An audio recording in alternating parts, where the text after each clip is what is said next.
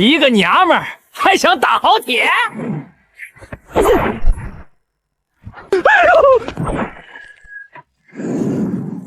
那你就好好看看。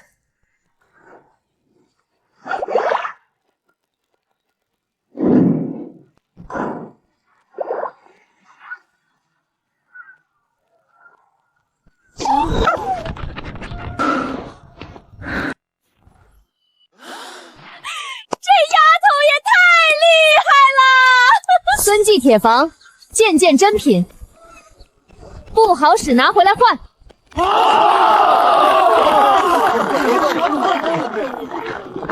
给我打一把刀！给我也来一把！给我也来一把！给我一把！给我也来！排队排队，一个一个来。我叫小何，青石镇最出名的女铁匠。但1年前，我和娘还被困在王家的柴房里，甚至差点被人卖掉。懒婆娘，磨蹭什么？柴房的钉子打完了没有？打不完，明天别吃饭了。娘，别慌，他进不来，柴房门拴着呢。摔着也没用，他有的是办法折腾我们。娘，爹有消息了吗？没，走了3年了，一封信都没有。大概死在外面了。小何，不许胡说。我没胡说，真活着，能眼睁睁看着王家把我们母女当牲口使。死了更好，死了你就不是他媳妇儿了，不用给他们家当牛做马了。你，铁柱有消息啦！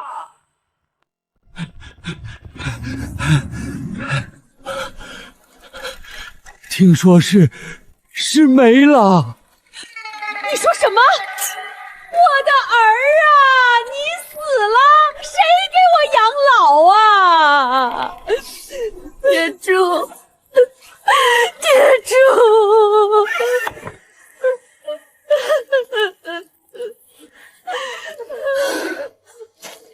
秀娘，小何，出来！奶奶，怎么了？铁钉还没打完。懒婆娘，我跟你们说，铁柱没了，你们娘俩更不能白吃白住。从今天起，每天打铁钉30把，劈柴3担。30把，以前20把都要打到天黑。以前铁柱还在，养你们也就养了。现在他没了，你们是2个吃白饭的，打不完30把，明天别想吃饭了。娘，30把，齐了。造孽啊！小何，你快上床睡觉吧。娘，你先睡，我去院里舀瓢水喝。大的20两，小的12两。明儿中午我来领人，钱当面结清。3是12两，大的也就罢了，那小的每天能打30把铁钉，能干得很，才给12两。行情就是这样，大的是媳妇儿，能伺候人；小的还没长开，买回去也得养2年才能用。那加5两。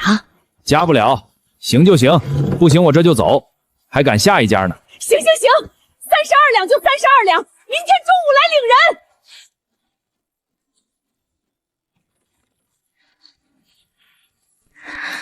跑，必须得带着娘一起跑。娘，醒醒！怎么了？娘，别出声，他们要把我们卖了。什么？我刚在窗根底下听见的，明天中午就来领人。怎么办？小何，怎么办？跑！大半夜的，我们往哪儿跑？青石巷，孙铁匠的铺子。孙铁匠？对，收咱们家铁钉的孙铁匠。他能收留我们吗？不收，再想别的办法。快换衣服，咱们走。可是，娘，跑出去还能搏一把，不跑，明天中午咱们就要被卖掉。好，我听你的。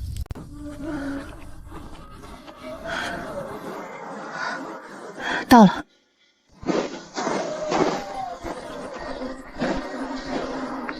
大半夜敲门合适吗？先猫着，天亮了再说。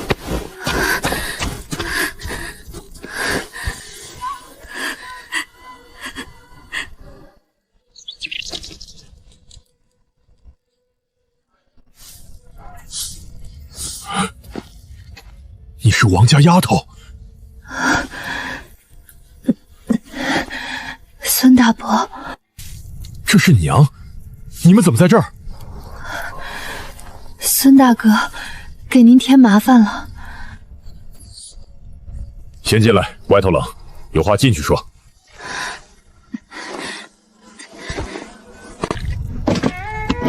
喝。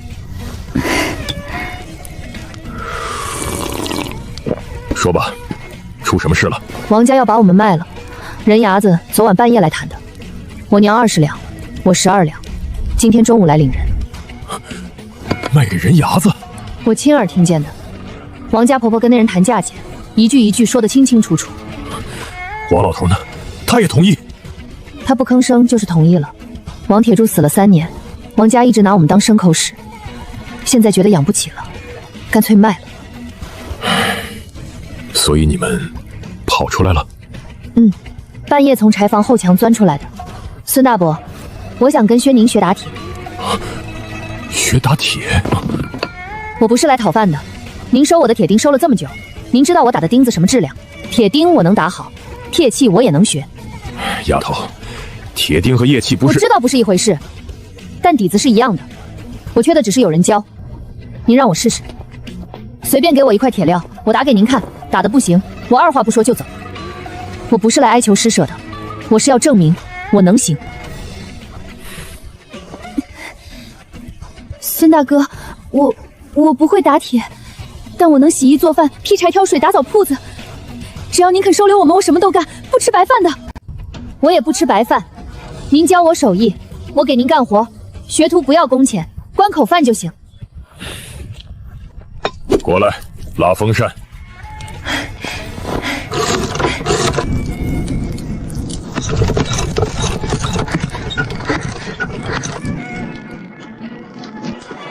可以了，夹出来，打扁。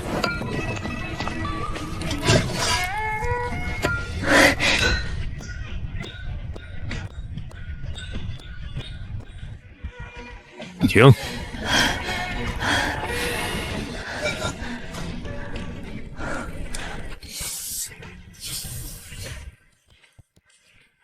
收边不行，边上薄了，中间厚了。没学过收边。你手稳，知道什么叫手稳吗？不知道。就是天生知道锤子该落在哪里。这本事教不了，练不来，有就是有，没有就是没有。我带了10几个徒弟，没有一个有你这双手。孙大伯，你愿意收我了？我丑话说前头，我脾气不好，教东西不哄人，打得不好我会骂。受不了你现在就走。受得了。每天辰时起，打扫铁房、生火、拉风箱，杂活干完了才教你。明白。铁房的规矩：不偷料，不偷懒，不撒谎，犯1条走人。记住了。后院左手边第2间，你们先收拾收拾。孙大哥，我们不去后院占您屋子，我们住柴房就行。让你去你就去。走吧，娘，咱听孙大伯的。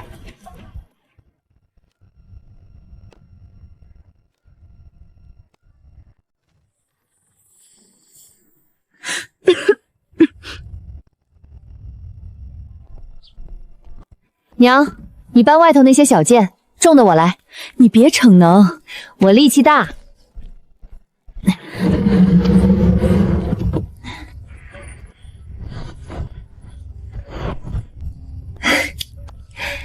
比柴洞强。出来吃饭。趁热吃，凉了就坨了。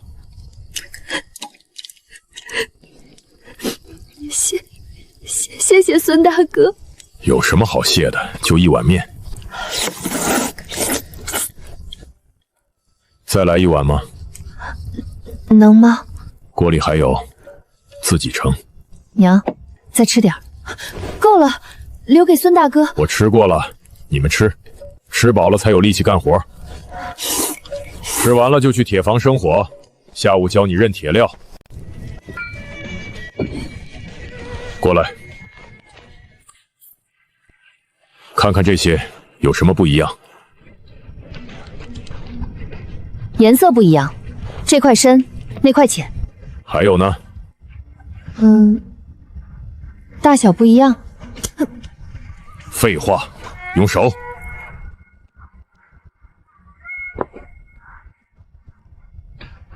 这块重，哪块重？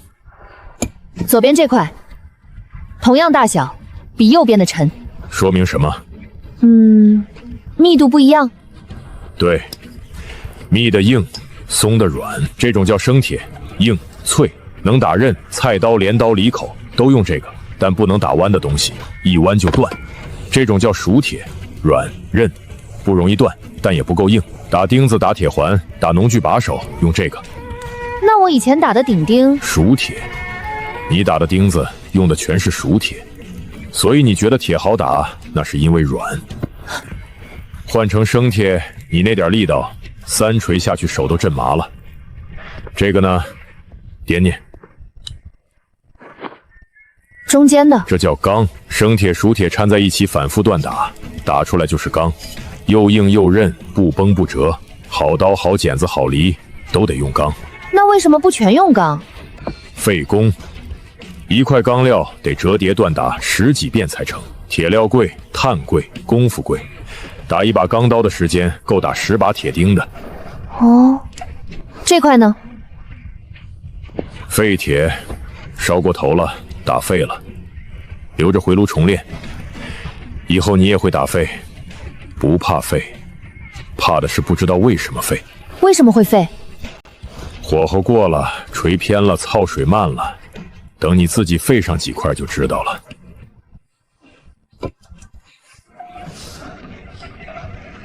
生铁硬脆，熟铁软韧，钢是2样揉出来的。还有，你摸摸这2块有什么不同？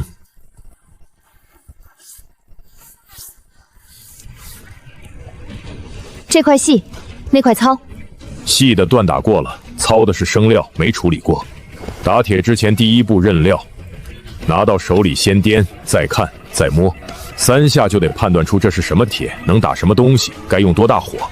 判断错了，后面全白费。我记住了。记住了。说，从左到右哪块是什么？第一块生铁重硬打刃，第2块熟铁轻软打钉，第3块钢中间的折叠锻打出来的，又硬又韧，第4块废铁烧过头了，第5块和第6块，第5块是处理过的。你说呢？对，第5块处理过，第6块是生料。笨，6块铁记一遍就忘一半。再来一遍，刃点，钢比熟铁沉。记住这个手感，明天再考你一遍，错了就从头来。好，去吧，今天到这儿。灶上还有半锅面，你娘应该热了，去吃晚饭。孙大伯，谢谢您。谢什么？明天辰时迟到了别来了。不会迟到的。吃吧。下午那6块不同材质的铁料，到底该怎么区分？小何，你干什么啊？画个东西。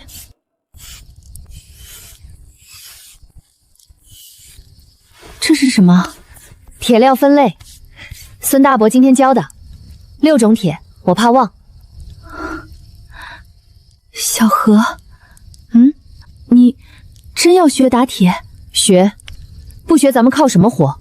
我是说，能学出来吗？今天才学了第1课认铁料，后面不知道有多少难关在等着我。我能学出来。你怎么知道？因为我记不住就画下来。不会就学，学了就练，练到会为止。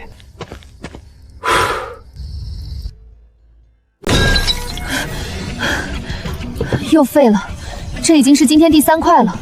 扔了，重来。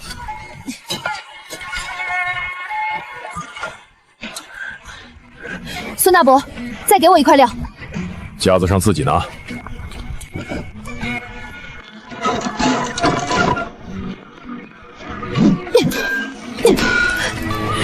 停！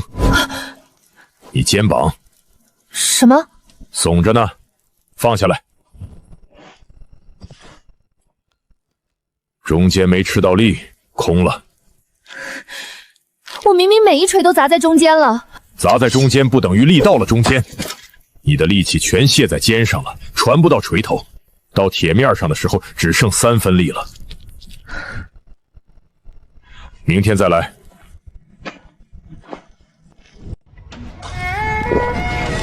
扔了。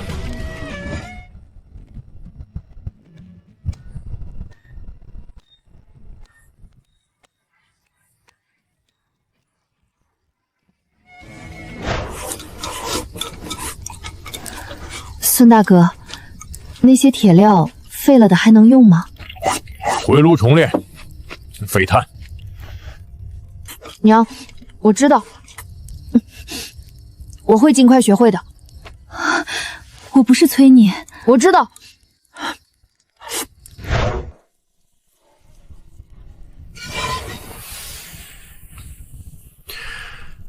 软了，淬火慢了半息。我觉得时机到了。你觉得没用，铁说了算。软的刀接不动菜，拿出去卖就是砸招牌。扔了，扔不扔？扔。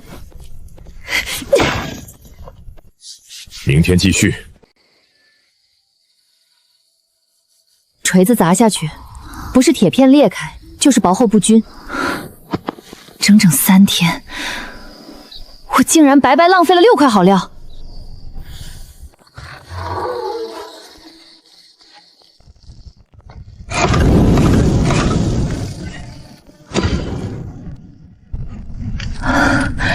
差不多了。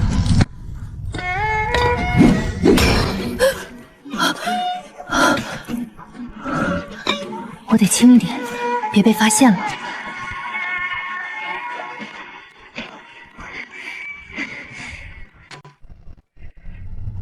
大半夜不睡觉要干啥？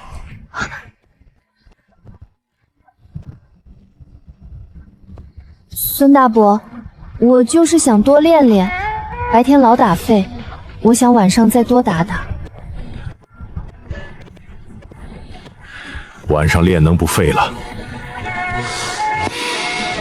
你知道你为什么废吗？力道不对。力道不对是结果，不是原因。看着，看我手腕，看见了吗？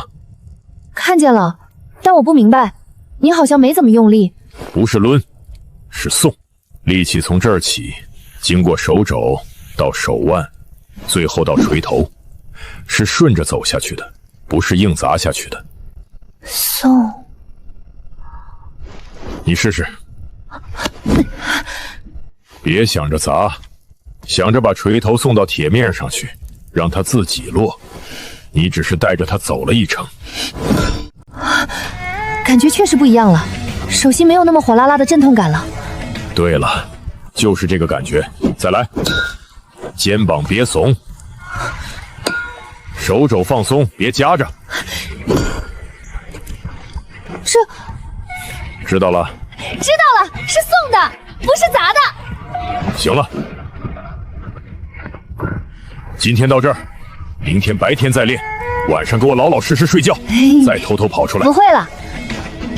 悟性还行，就是犟。犟不好吗？打铁的人不犟干不了这行，但犟也得犟对地方。满练100遍，不如看明白了再动手。我记住了。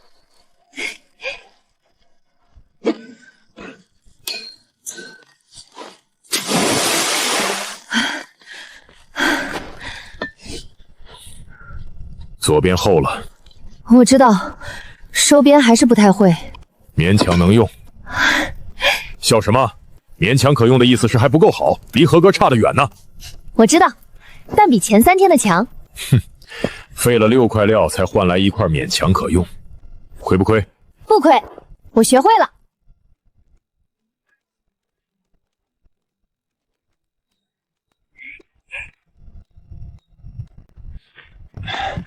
哎，丫头，老孙家亲戚啊，来帮忙看铺子的，去，把老孙叫出来，我要买把锄头。您要翻地？您看这把行吗？孙铁匠呢？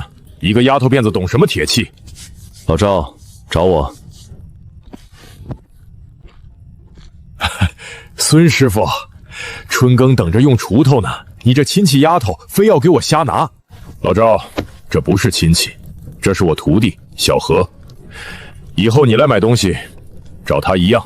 徒弟，女人还能打铁？你看看你面前那把，那就是他打的。嘿，还真是新出炉的。行，我拿回去试试。要是不好使，我可回来找老孙你退钱啊！笑什么？才卖出去1件铁器，这就知足了？这只是个开始，后头的路长着呢。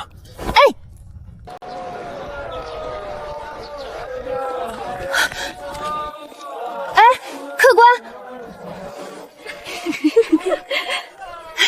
进来看看有什么需要的吗？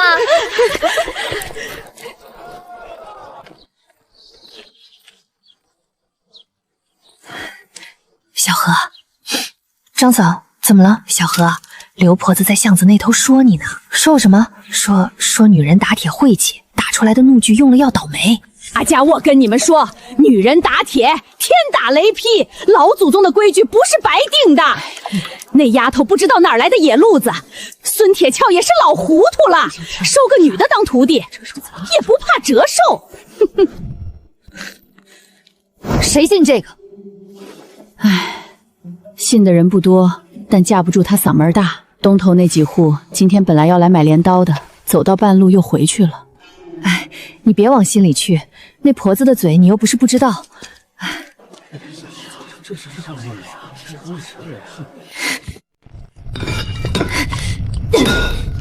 停！我说停！心里有气，铁就打不好。我没有气。哼，你没气？刚才那2锤恨不得把地子砸穿了。去，拉风上，坐下来。孙大伯，为什么女人不能打铁？谁说的？刘婆子说的。刘婆子的话你也信？我不信，但别人信。今天至少3户人走到门口又走了。老辈子传下来的规矩，女人不进铁匠铺。这是偏见。对，但偏见不是一天能打破的。那怎么办？等着。用事实说话。你打出来的铁器比别家结实，用过的人自然知道好坏。嘴长在别人身上堵不住，但钱袋子长在自己身上。谁家的锄头好使，地里一试就知道。孙大伯，说，镇上有没有哪家最会种地的老农？就是那种大家都信他眼光的。东村周老汉种了一辈子地，方圆10里有名的老把式。他说哪块地该种什么，用什么家伙事儿，没人不服。那就找他，让他来试咱们的农具。他说好，比咱们自己说100句都够用。你倒是机灵。明天我去找他，挑一把最好的锄头带过去，让他使3天，不好使我白送他。行，但你今天那把锄头废了，明天重打。知道了。记住，气归气，手上的活不能乱。铁不骗人，你心里什么样，打出来就是什么样。我记住了。我挑的这3把锄头，一把我自己种打的，一把镇上周记的，一把隔壁李记的。这一次，我一定要自证清白。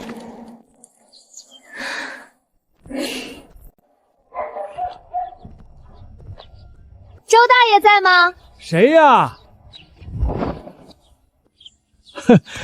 老孙，你怎么来了？稀客啊！老周，找你有点事儿。这是我徒弟小何。徒弟，是个丫头。嗯。坐，什么事儿？想请您帮忙试几把锄头。是锄头哟，3把，哪家的？这把是我们孙记的，这把是镇仲周记铁房的，这把是临镇李记的。您试试，看哪把好使。哪把都一样嘛。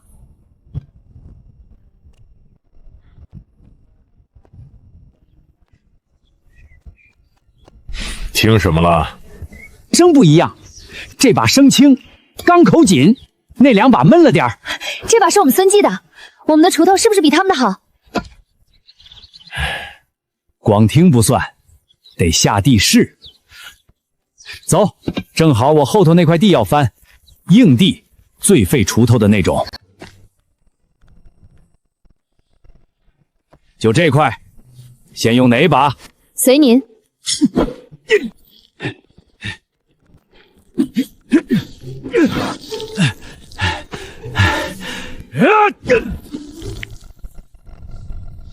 孙记的最好，钢口硬但不脆，入土顺但不飘。这手艺比我年轻时用的都强。这锄头是他打的。丫头打的？我打的。好家伙，这锤印均匀的手稳啊！多大了？18。18，老孙，你捡着宝了！他还差得远。差什么差？就这把，我要了，多少钱？不要钱，您帮我用几天，觉得好使就跟人说一声，比给钱强。哈哈哈哈哈哈！你这丫头精，行，我帮的说。来，你们捏捏这个，孙记铁铺新打的，我刚在那块硬地里试了，3下不卷刃，周至的3下就崩了，李记的2下就卷了。确实趁手，谁打的？孙铁匠那个女徒弟。女的怎么了？你那旧锄头半亩地就卷，管他谁打的，好使就行。你要不要？我带你去买。这，你不信我？我种了50年地，什么锄头没用过？我说好就是好。那去看看。走，一起去。啊，丫头，这真是你打的？不会是你师傅打好，你拿来凑数的吧？你个老憨货！我亲眼看他从炉子里夹出来的，爱买不买？买，掏钱。老刘，没坏吧？哈哈，神了！孙家那女徒弟打的铁，真他娘的好使！孙记铁铺那丫头，手艺不比老爷们儿差。3把锄头一块地里刨，就他打的不卷阵儿。不信你自己去试。小何师傅，2把镰刀，给我拿个翻地犁。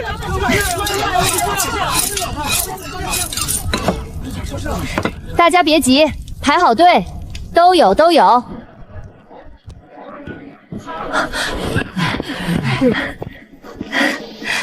刘奶奶，您在门口转悠半天了，买点什么？今天新出了几把好剪刀，给您算便宜点。我家剪子钝了，给我拿一把。好嘞，您进来挑。手艺是还行。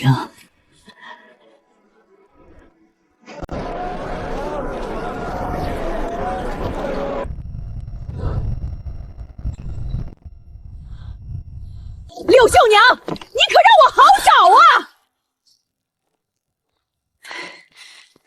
柳秀娘，你真不是个东西啊！带着丫头跑了，还傍上了别的男人。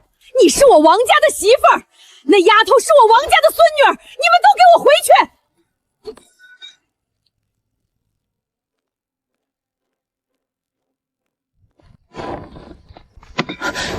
娘，你没事吧？没事。你躲什么？你是我王家花钱娶进门的媳妇儿，铁柱死了你就跑，你跑得掉吗？你们什么？吃我王家的，穿我王家的，住了10几年，拍拍屁股就走了？天底下有这个道理吗？你们要把我们卖给人牙子？放屁！谁要卖你们了？自己做贼心虚跑了，还敢反咬一口？32两，我娘20，我12。腊月20那天晚上，穿羊皮袄的那个人。你胡说八道！老娘今天非把你们拽回去不可！都别动！孙铁匠，你来得正好。婶子，有话好好说，大街上扯着嗓子喊，不嫌丢人。我丢人？你拐了我家媳妇儿和孙女，你才丢人！没人拐他们，他们自己来的。你家铁柱死了3年，这娘俩在你家吃了多少苦？镇上谁不知道？打铁钉30把，劈柴3担，吃的是剩饭，住的是柴房。王铁柱在的时候就这么使唤，死了更变本加厉，到最后要卖给人牙子。婶子，这不合适吧？那是我家的事儿。我就说嘛，那时候柳家嫂子瘦得厉害。我见过那丫头来送铁钉，大冬天手上全是冻疮。是啊，这母女真可怜。我怎么对他们是我家的事儿？他是我王家的人。婶子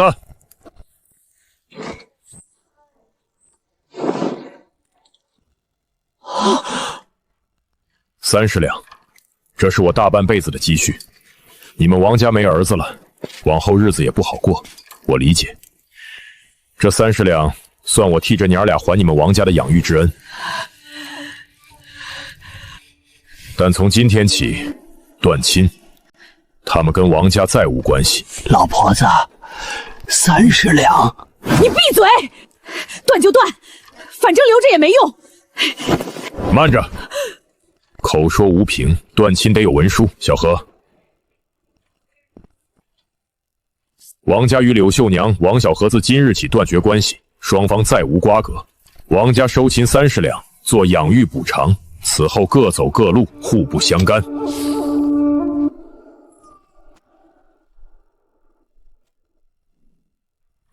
还得有见证人，谁愿意作证？我来。算我一个。我也作证。今天将在场的乡亲都是见证，30袋场银30两王家收了，断亲文书也签了。从今往后，谁也别再来找这娘俩的麻烦。看见了，看见了！孙师傅，我给作证。白纸黑字，手印都按了，谁也赖不掉。不会真的有人签完画押还不认吧？哼！咱们走着瞧。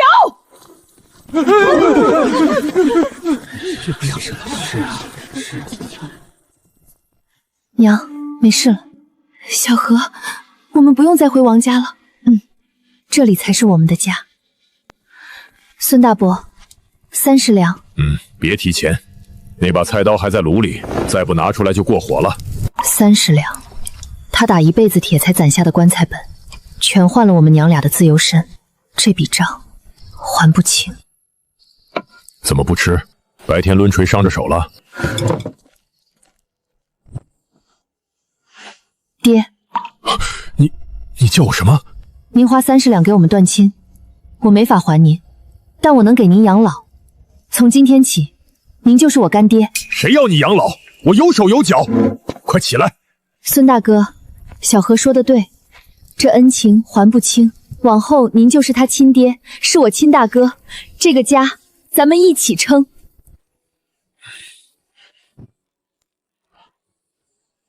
吃饭，面都凉了，动不动就跪，胡闹。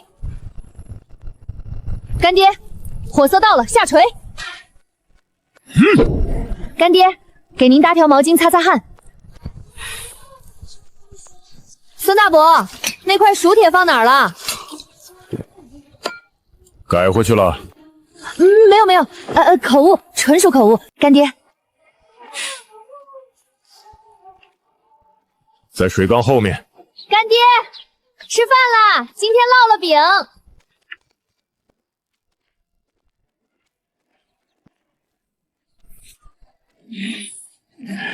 干爹，一个人偷笑什么呢？谁笑了？哪有笑？夜风大，吹得脸抽筋。哦，风真大。那我回屋睡了，干爹晚安。晚安。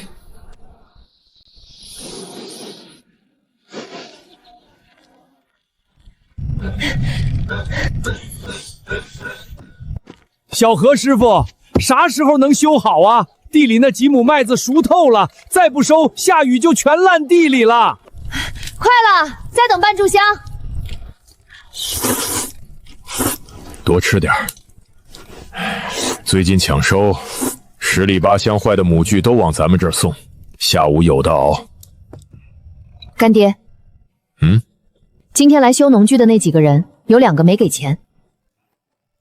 我看见了，老赵家和刘寡妇家，你没收。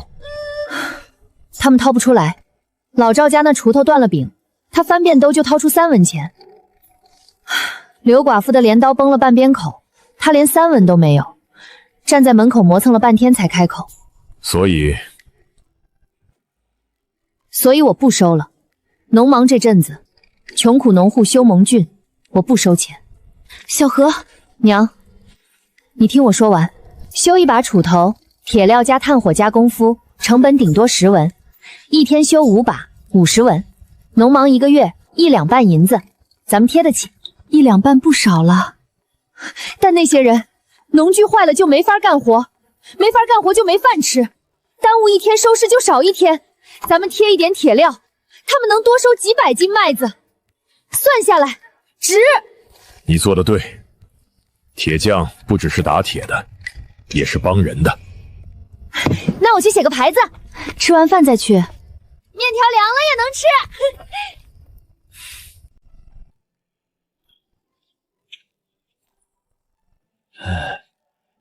那个，闺女，真能免费修？能。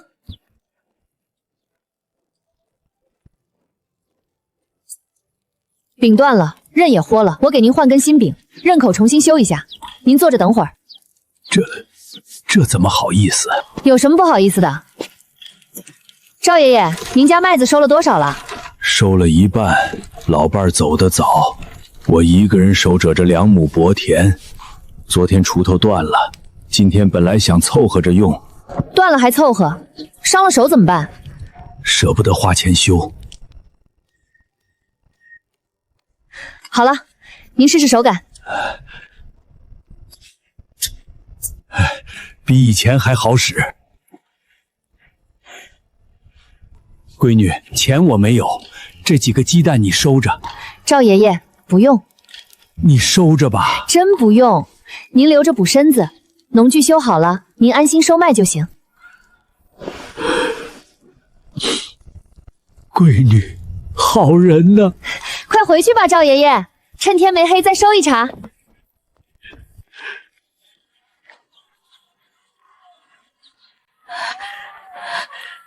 小何师傅，我家地里的麦子快熟透了，这镰刀割不断杆子，我没有钱。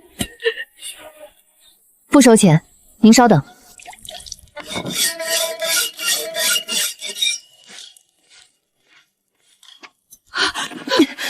婶子，别这样，家里孩子还等着吃饭呢，快回去割麦子。谢谢。姐姐，我爹病了干不了活，就我一个人收麦，这耙子松了使不上劲儿。放这儿吧。半个时辰给你弄好。好了，尺都紧了，能用。谢谢姐姐。我爹说等他好了来谢你。吃吧。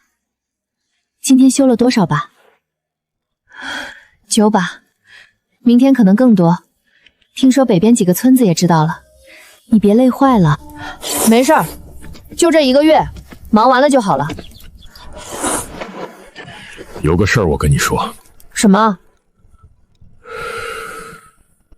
今天来了个人，不是修农具的，那是干什么的？是打听价格的，说想订一批新锄头，30把。30把？谁？东边张家庄的地主姓张，手底下几十户佃农，农具统一配。他怎么知道咱们的？赵老汉介绍的。赵老汉逢人就说你给他免费修了锄头，还比以前好使。传来传传去，传到张地主耳朵里了。干爹，你不是说用事实说话吗？事实说话了。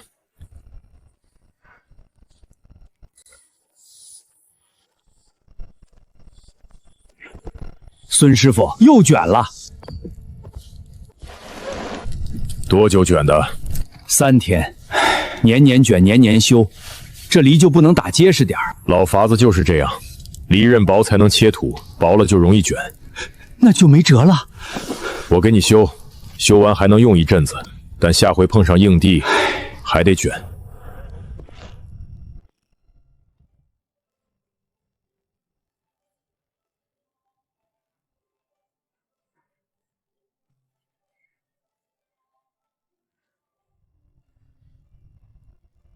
干爹，这3把犁卷的地方都是刃口最薄的位置。废话，薄的地方当然先卷，但刃口不薄就切不动土。对，所以没辙。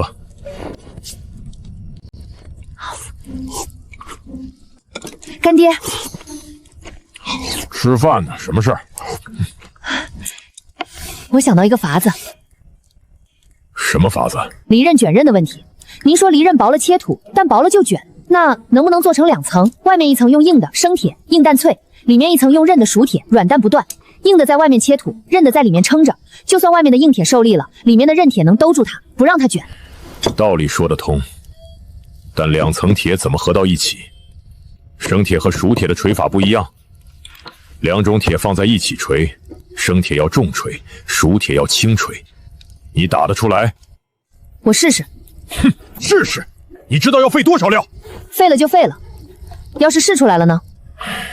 一天最多费3块料，多了我心疼。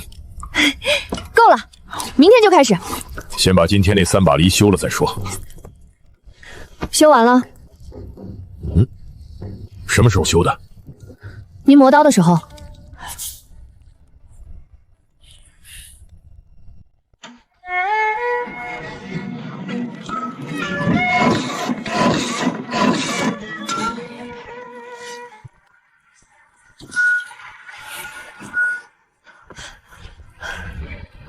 温度不够，贴合的时候2块都得在最高温。你那熟铁夹出来等了一会儿，凉了，凉的贴热的，合不住。再来。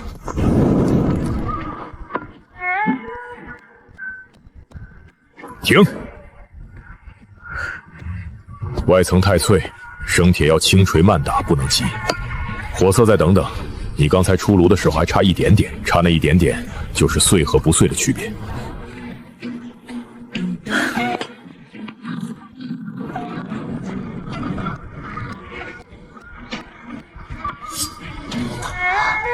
成了。淬火。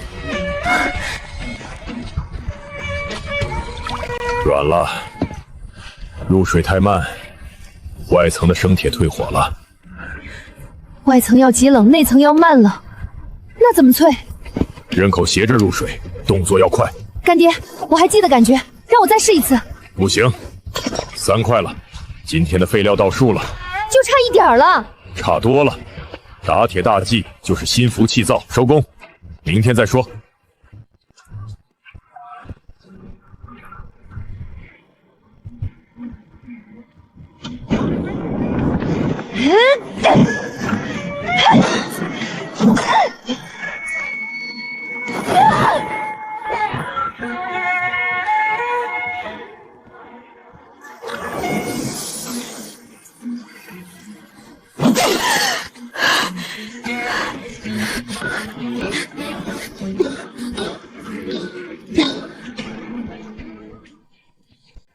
生铁要块小的，减少碎裂的风险；熟铁要块大的，撑得住。不能靠蛮力，既要让力量透进内层，是2层铁贴合，又不能让外层碎裂。合缝紧密，表面平整，该催火了。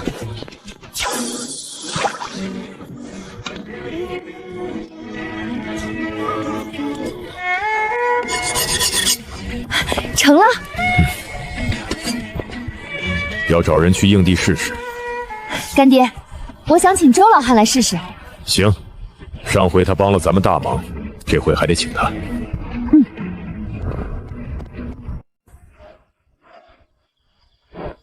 周大爷，小何，什么事儿？我改了把新梨，想请您帮我试试。新梨？怎么个新法？2层铁做的，外面硬，里面韧，不卷刃。不卷刃？你吹呢？不信您试，还是您那块硬地，上回是锄头的地方。梨3亩，要是卷了，我白送您这把梨，外加2把新锄头。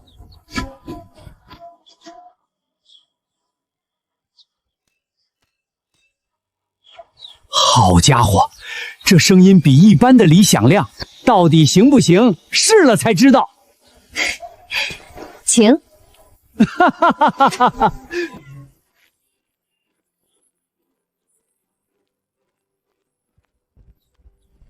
走，往后站，别碍事。呵。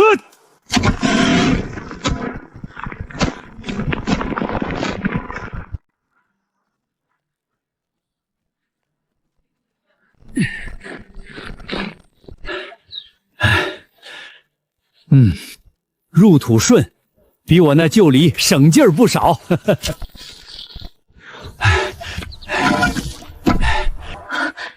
卷没卷？没卷，连个小缺口口都没有。继续。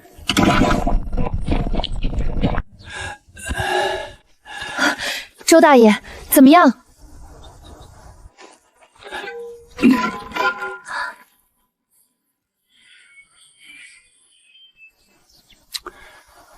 唉，怎么了？3亩硬地，连个毛刺都没有。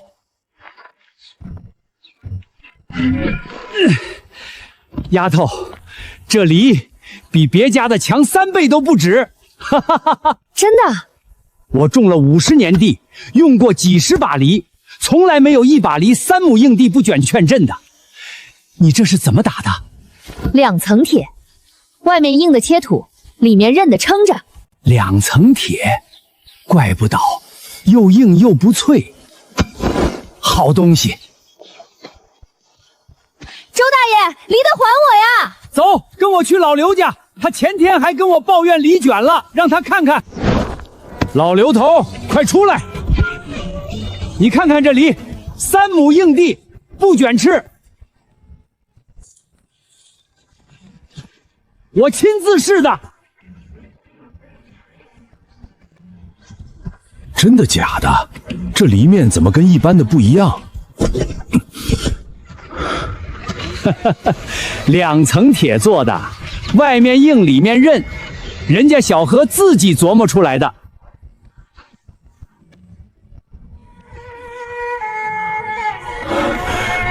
多少钱一把？我要1把。我也要。给我也来1把。哈哈哈！丫头，你这梨不愁卖了。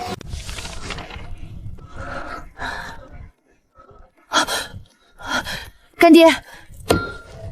嗯。23把。什么23把？订单，5天攒了23把改良梨的订单，排到月底都打不完。23把，你一天能打几把？唉，改良梨工序多，一天最多2把。2把的话得12天。还有别的活呢，菜刀、锄头、镰刀，那些老客户的货也不能断。你打梨，别的活我来。为什么？因为那是你的手艺，别人打不了。那咱们排排工，梨的订单按先后顺序排，1天2把，月底前交完。菜刀、镰刀穿插着来。行了行了，别画了，明天开工，先去吃饭。干爹，又怎么了？谢谢您。谢什么？你赚了钱，把我那30两还了就行。一定还。哈哈哈，开玩笑的，快过来吃饭吧。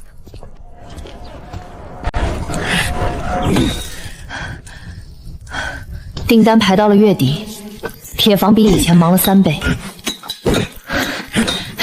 我和干爹从辰时干到酉时，中间歇口气吃个饭，又接着干。头几天还好，但到了第4天，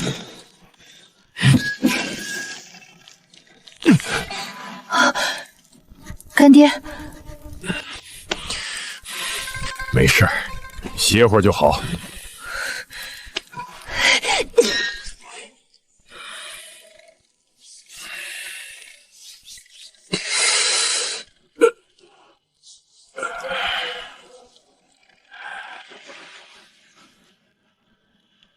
干爹，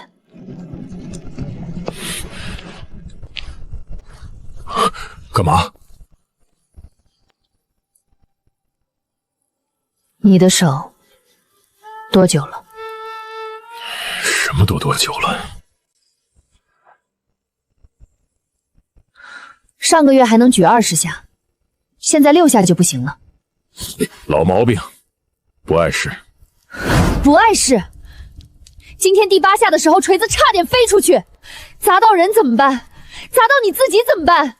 我控制得住。你控制不住。干爹，你跟我说实话，这手是不是早就有毛病了？10年了，一开始就是打完铁之后手酸，歇1晚上就好。后来歇1晚上不够了，得歇2天。再以后，不打铁也抖。10年了，你不去看大夫？看了，3年前看过一次，大夫说筋脉劳损，40年打铁累的，让我少用力，养着。那你养了吗？打铁铺里屋就我一个人，我不打谁打？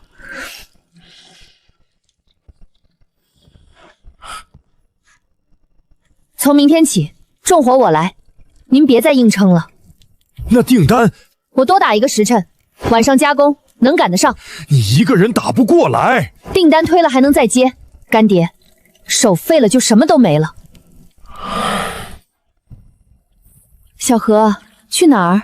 医馆。你病了？不是我，是干爹的手。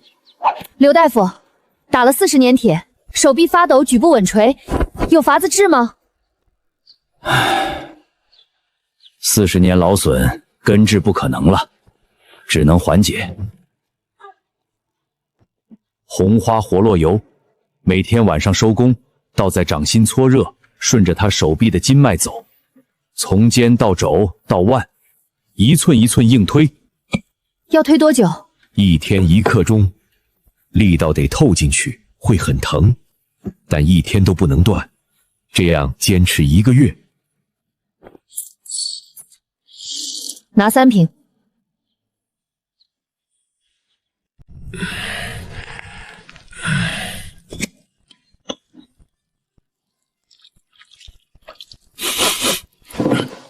干什么？涂药。什么东西？火烧似的。胡洛油，忍着点儿。我不用这玩意儿。别动，药力得揉透才管用。疼。大夫说了，疼就是堵了，推开了就不疼了。唉，今天到这儿，明天继续。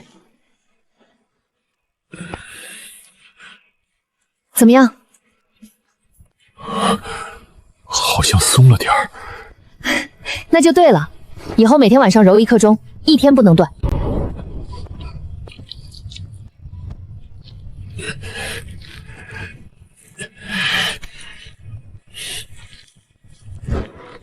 今天不用了吧？不行，大夫说不能断。我自己揉行不行？您揉不到肩上，坐好。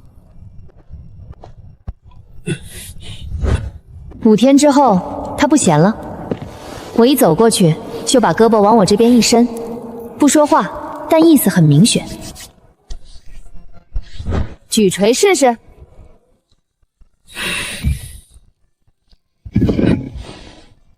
举了12下没抖，第13下的时候微微颤了一下。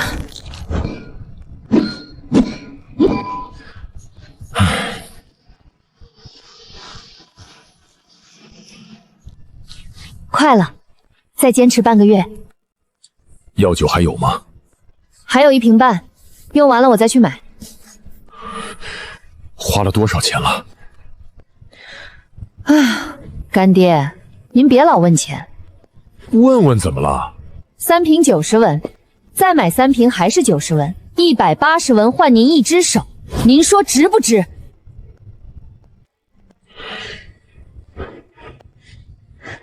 试试。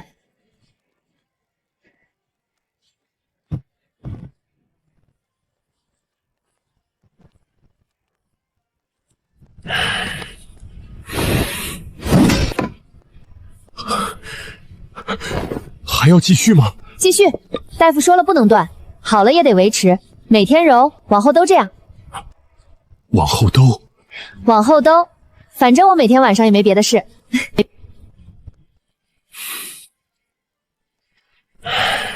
这丫头。干爹，这月的订单量是之前的3倍，除去铁料和炭火，净赚。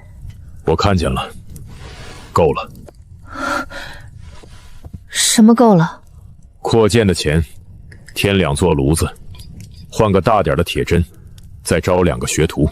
我不是没想过这事儿，但是扩建要钱，干爹的30两银子已经为了我花出去了。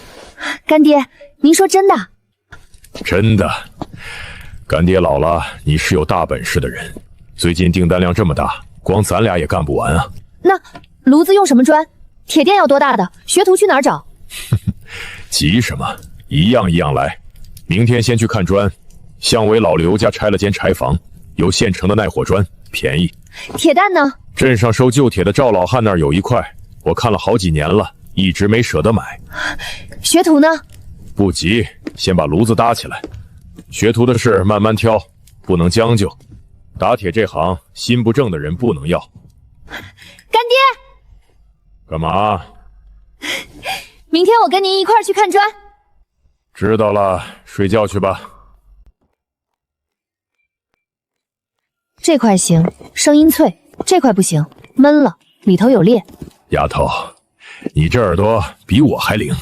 爹，总共花了多少？你自己算。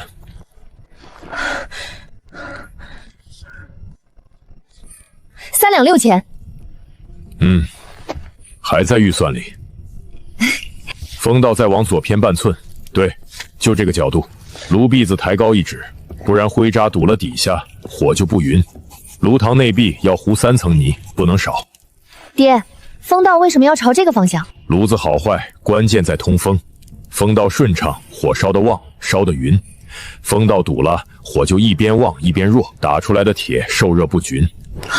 那跟铁离弧度是一个道理，都得找那个刚好的角度。聪明。打铁和做人一样，要通畅，不能堵。憋着一股气干活，铁也打不好。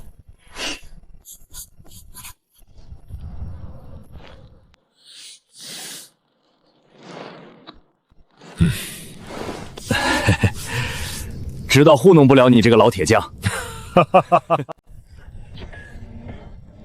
你找谁？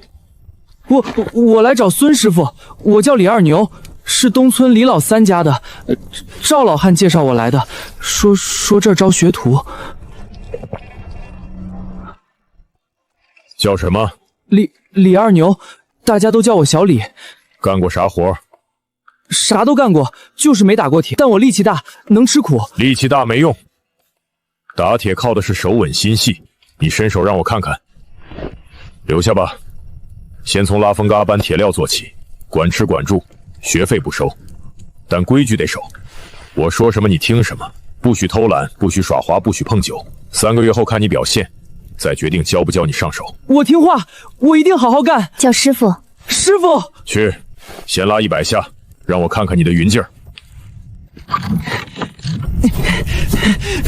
慢点儿，风箱跟呼吸一个道理，匀着来，别急。娘，你什么时候弄的？昨天开始的。铺子里东西越来越多，我分好类，贴上标签。娘，您还会写字呢？就认得几个，够用了。对了，这是这月的订单，我都记下来了。哪个客人订了什么，多少件，什么时候来取，付了定金没有？你看看对不对？娘，你真厉害。我不厉害，就是闲不住。你和孙大哥在前头打铁，我总得帮上点忙。帮大忙了，以后记账接待的事儿就归您了。今天多做了几个菜，算是庆祝新炉子开火。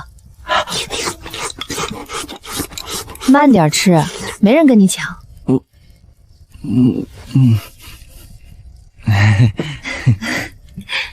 以后这铁匠铺就是我们4个人的家，好好干，日子会越来越好。以汤代酒，敬爹。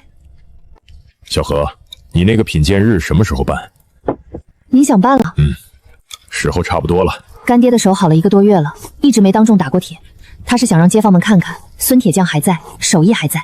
那就定下个月初1，我去巷子里通知一圈。不用太张扬。我知道，就跟邻居们说一声，初1那天来铁房坐坐，看看新货。各位叔叔婶婶，今天是咱们孙记铁房第1次品鉴日，大伙儿随便看随便摸，有什么问题当面问。咱们的铁器怎么打的，用什么料，凭什么比别家结实，今天全让大伙儿看明白。这就是2层铁的那个？对，外面硬，里面韧。您看这个切面，2层颜色不一样，外面这层深的是生铁，里面浅的是熟铁。哦，怪不得不卷刃。小何师傅，这菜刀多少钱？今天品鉴日买的，9折。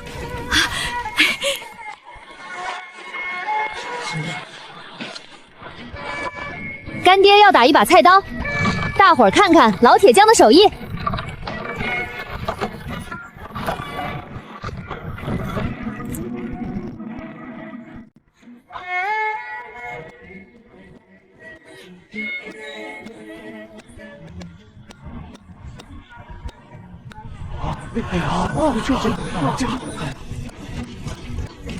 淬火。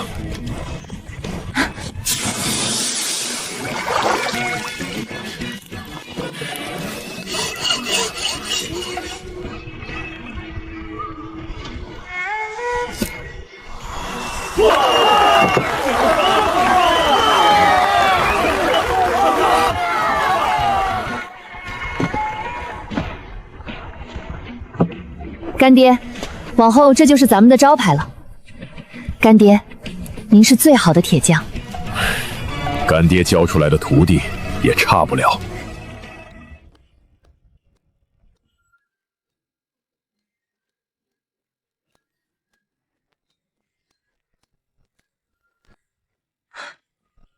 你是？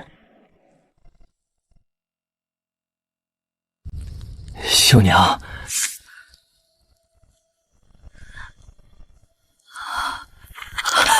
我铁柱，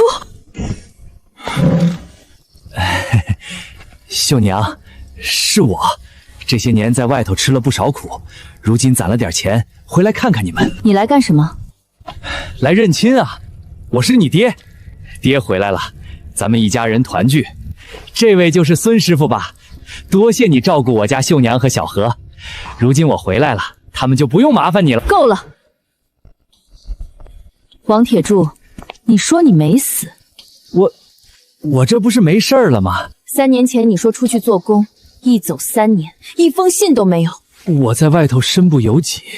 你走之后，王家说你死了。我们在王家吃的是剩饭，住的是柴房，你知道吗？那是我爹妈的错。你爹忙要把我卖给人牙子，32两。腊月20，人牙子第2天中午就来领人，你知道吗？我不知道。你什么都不知道，因为你不在。我们最苦的时候你不在，最难时候你不在，差点被卖掉的时候你不在。现在日子好过了，你又何必回来？王铁柱，我不恨你，但我跟你没有关系了。断亲文书已经签了，30两银子你王家收了，白纸黑字按了手印，你不是我男人了。小何也不是你闺女了。秀娘，你不能这么说。小何是我亲生的，血脉这东西……你生了我，然后呢？你养过我一天吗？你教过我什么吗？小何，我不叫你爹，我有爹，他姓孙，打了40年铁，花光了一辈子积蓄替我和我娘断了亲。他教我手艺，给我吃住，把我当亲闺女。你呢？你给过我什么？走吧。你来晚了3年，3年前你走的那天起，你就已经不是这个家的人了。你们会后悔的。那个跑了3年的回来认亲，脸皮够厚的。娘，我没事，就是有点腿软。你刚才太厉害了，以前我不敢说，在王家的时候，我一个字都不敢说，但现在我不怕了。这是我的家，谁也别想从我手里拿走。秀娘，晚上多炒个菜。二牛那小子今天打了20把钉子，得加个肉。好。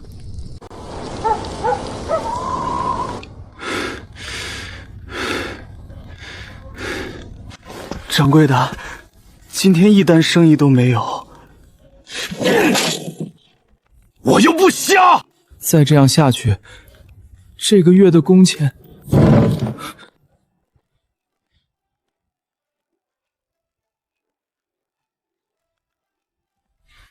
那个改良梨，咱们能不能也学着打？学？你知道他那梨怎么打的？2层铁，外硬内韧。我试了3回，合不到一块儿去。那丫头不知道用了什么法子。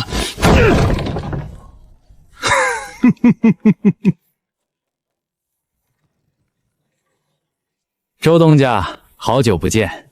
你是王铁柱？没死，在外头混了几年，回来了。你找我什么事儿？听说周东家最近生意不太好，你管得着吗？管不着，但我那闺女的铁房，周东家该不会觉得她跟你没关系吧？你闺女？孙记铁房的小何，我亲生的。前几天我去认亲，那丫头不认我，仗着一张断亲书，连爹都不叫了。所以呢，你来找我是想让我帮你认亲？不是，我是来帮你的。帮我？孙记的生意越来越好，你周记的生意越来越差。再过半年，你这铺子恐怕就开不下去了。你有什么法子？周东家，孙记的铁器名声好，靠的是什么？如果有一天他打出来的铁器突然不行了呢？农户还会买吗？你是说在铁料上动手脚？不用在成品上动，只要在铁料里掺进劣铁，打出来的东西很快就出问题。到时候农户骂的是孙记，不是咱们。孙记的铁料是从赵老汉那里进的，你怎么掺？从铁房里面动。孙记铁房有个学徒叫李二牛，他家有个老娘病了好几年，一直没钱看。只要给他点银子，让他把仓库的好铁料换成劣铁，事成之后，孙继倒了，农户还不是都来找周记？你算算，一年能多赚多少？今年的铁梨只卖出去7把，往年少说30把。照这个趋势下去，用不了2年就得关门。多少钱？50两，您出30，我出20，20两给李二牛，剩下的打点关系。哼，20两就能买通一个学徒？他娘的命都快没了，20两能救他娘一条命，他不干才怪。行，30两明天给你，但有一条，事情办干净，别留尾巴。放心，我办事儿您还不放心？李二牛那边我先摸摸底，先看他娘病得多重，对孙继忠心不忠心，不急，不能打草惊蛇。周东家，这事儿成了，您稳赚不赔。50两银子不算多，但这50两花出去就没有回头路了，但愿值得。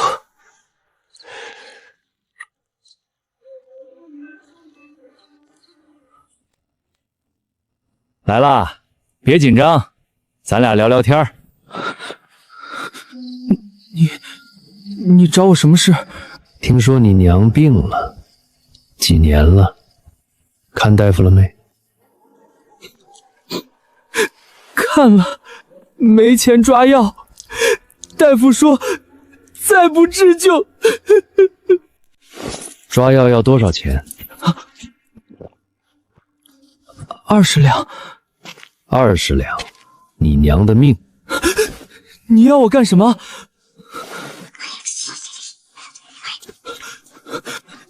这不行，师傅对我那么好。你娘的命重要，还是师傅的铁料重要？又不是让你害人，就是换几袋铁料，谁也看不出来。你娘吃上药，病就好了，多简单的事儿。我不急，你回去想想，想好了来找我。鱼已经咬钩了，就差最后一拽。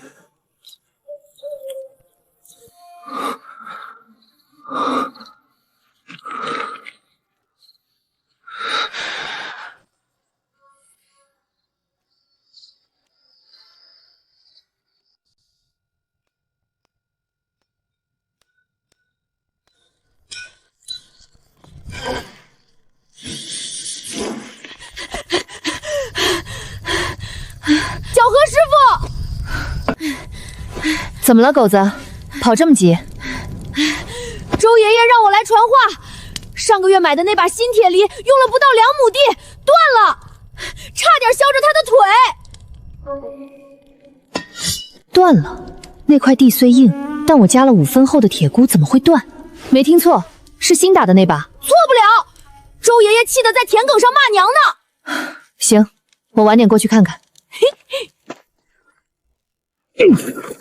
小何师傅，你自己看。不对，这钢口我淬了3次火，绝不可能软成这样。这是上个月买的，半个月前，我一直用你们家的东西，以前10亩地都不卷刃，这把3亩地就成这样了。怎么回事？镰刀也变形了，我这铁耙的翅都松了。孙继的东西怎么变这副德行了？我花好价钱买的，用一次就废。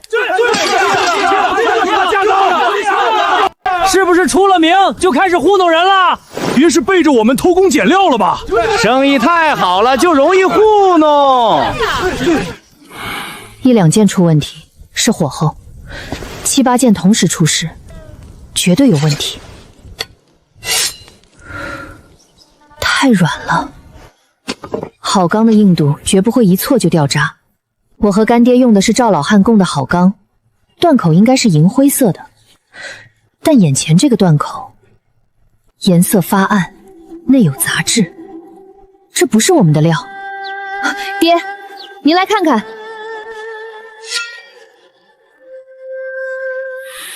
铁料被换了。各位乡亲，出了这种事是孙继的责任，东西是从孙继出去的，那我们就负责到底。所有出问题的工具一律免费重做。小何师傅，你说的轻巧。谁知道新做的会不会又是这种破铜烂铁？就是耽误了农职，算谁的？新做的，各位可以当场验。我当着你们的面抡锤去毁。做好了，你们满意了，再拿走。行，有小何师傅这句话，我老张信你。我这把锄头就搁这儿了，3天后我来取。我的镰刀也搁这儿了，俺也一样。那断口我看也不对劲儿，别是他们得罪了什么人吧？谁知道呢？反正确实是不能用了。下回卖东西咱们多长个心眼儿。小何，这到底是怎么回事？咱们好端端的料，怎么会？先别急，娘，急没用。现在最要紧的是2件事。干爹，现在最重要的2件事：第一，找出这批裂铁是怎么混进来的；第二，把出问题的东西用真材实料全部补回去。坏的农具我来补，查源头的事交给你。我明白。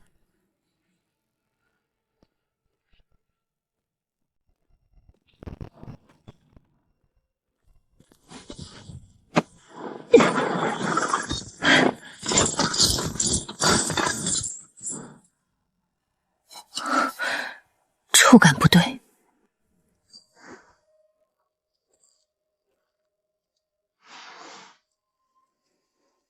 找到了。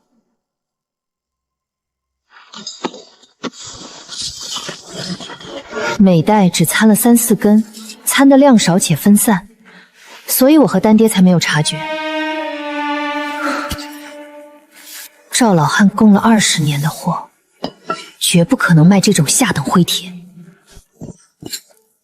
整个青石镇，只有一家铁坊会在最廉价的低端弄具时进这种便宜货——洲际铁坊。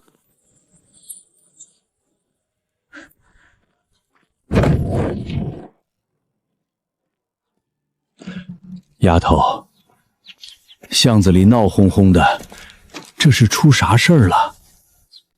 赵爷爷，我问您件事。问吧。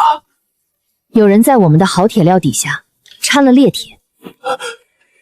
赵爷爷，您就住在我们隔壁，最近这几天夜里，您有没有听到什么不对劲的动静？你这么一说，前几天夜里我起来上苗房，确实听见点不寻常的动静。什么动静？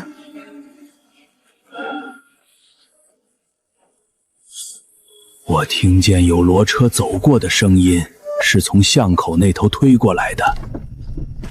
那声音最后停在了你们铁坊的后门外。天太黑，我没敢出声。借着一点月光，我看见有个人从车上搬了几个麻袋进你们后院。几点？3更过后，打更的刚敲过锣。就一个人在搬？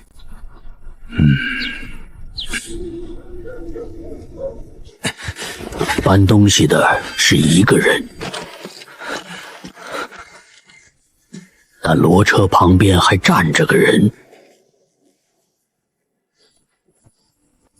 那人个子不高，没动手，就站在阴影里看着，在一旁放风和指挥。那个搬东西的人，您看清脸了吗？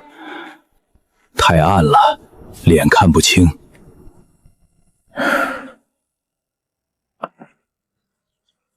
但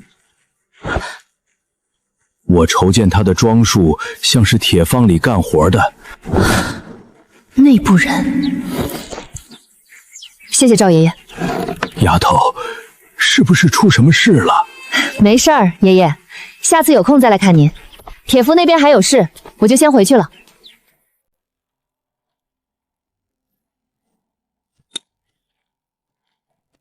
这孩子来了快半年，干活从来不犀利，平时连句重话都不敢说，看着很老实。干爹还夸过他本分，打算过阵子教他抡小锤。但是小何师傅，那些坏掉的农具我都归置在架子上了，等会儿是不是要重新生火？他在心虚，现在还不能发作。揪出一个被当枪使的学徒没有用，那12根裂铁也证明不了什么。如果现在挑明，小李死不承认，或者幕后主使收到风声断了联系，孙继这口黑锅就彻底背死了。要抓就要连根拔起。规制好了就行。去拉风箱，今天晚上不睡了，连夜把农户退回来的家伙事全部重打出来。好嘞，我这就去生火。爹，查清楚了，源头是周记的灰铁，内应是小李。赵爷爷昨晚看见他开后门接应骡车了。这畜生！爹，先别动他，他一个学徒搞不到周记的铁料，更没钱雇骡车。骡车旁边还有个指挥的人，那才是主谋。你有主意了？咱们先装作不知道。当务之急是把出问题的农具用真材实料补回去，口碑不能塌，招牌不能倒。至于小李和他背后的人，让他再蹦跶2天，我会让他们自己暴露。好，听你的。先干活。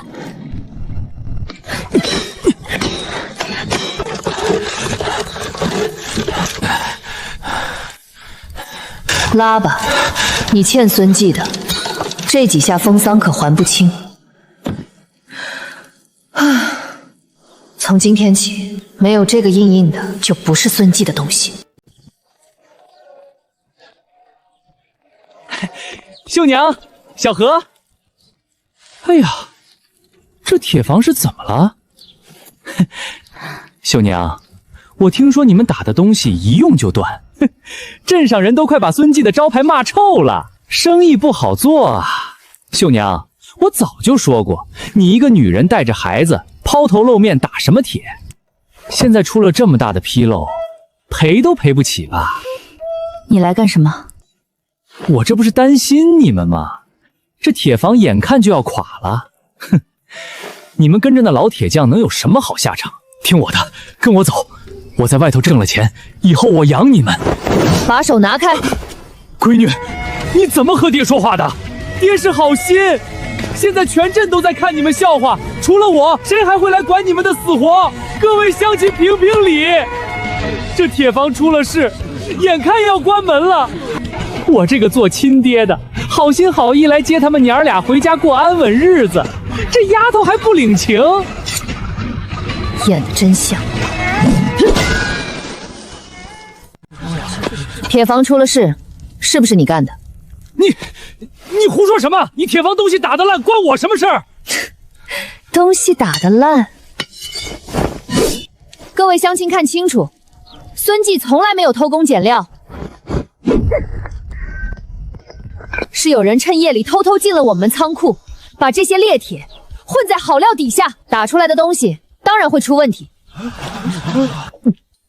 这跟我有什么关系？谁知道你们得罪了什么仇家？你的仇家确实不少，但孙继的仇家只有一个，王铁柱。6月16，你来铁房认亲，被我赶出去，你怀恨在心，想把孙搞垮，逼我们母女走投无路。你血口喷人！你有什么证明就证明是我干的？谁看见了啊？6月17下晌，有人亲眼看见你进了周记铁房的后门，这批裂铁就是周吉打低端载具用的废料。我没去过周吉。你没去过？那6月20那天夜呢？6月20，三更天，镇西那条死胡同的小巷里，有人亲眼看见你拿着20两银子塞给了我的学徒李二牛。不是我，你没有证据。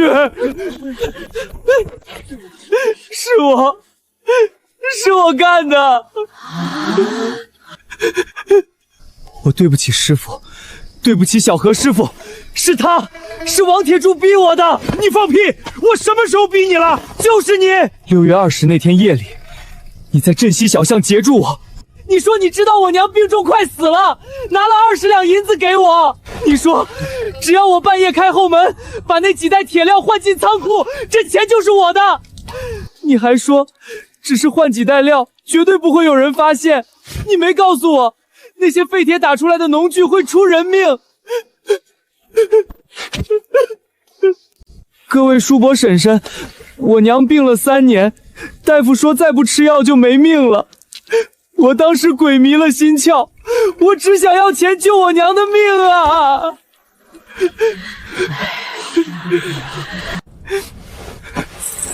这是剩下的6两银子，14两给我娘抓了药。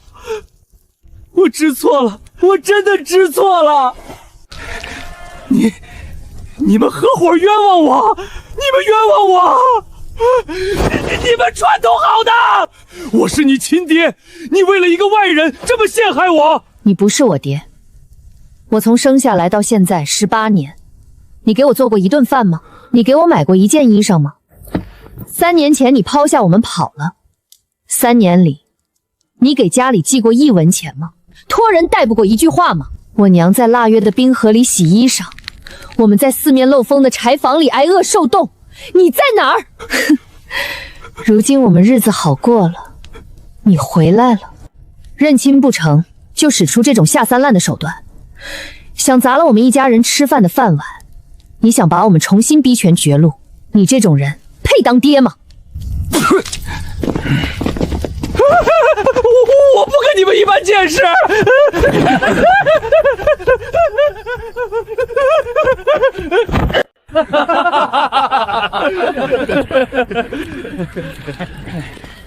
各位乡亲，事情的真相大伙儿都清楚了。孙记铁房从来没有偷工减料，这些脏东西今天当着大伙儿的面全部销毁。从今往后，孙记铁房出去的每一件东西都刻有孙记珍品的印记，没有印记的不是我们的货。师傅，我去县衙自首，我给孙记抹了黑。去什么县衙？你去蹲了大牢，你那病床上的老娘谁来管？等死吗？这6两银子你拿回去给你娘治病。小何师傅，但你记住了，你欠孙记的不是这几两银子，是险些毁掉的招牌。从今天起，你留在铁房，劈柴、挑水、拉风绳，最苦最累的活你全包了，没有工钱，只管你和你娘2口饭吃。我干！我这辈子给铁房当牛做马。娘，哎，把账本收拾一下，咱们去县衙报官。这事儿还没完。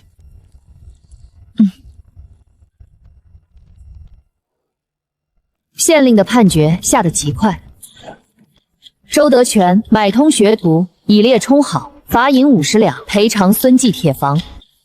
周记铁坊勒令关门停业3个月。听说没？周德全这回算是把老脸丢尽了。呸！活该！这种黑心商人就该让他关门大吉。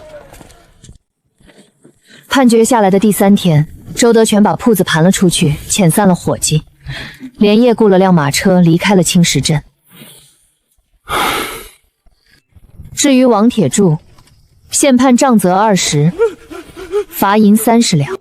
打完板子后，他便瘫痪在床，而他身无分文，根本交不起4两罚金。王家公婆只能拿着干爹之前给他们的30两断亲钱去县衙交了罚金。贪心不足的人落得个人财两空。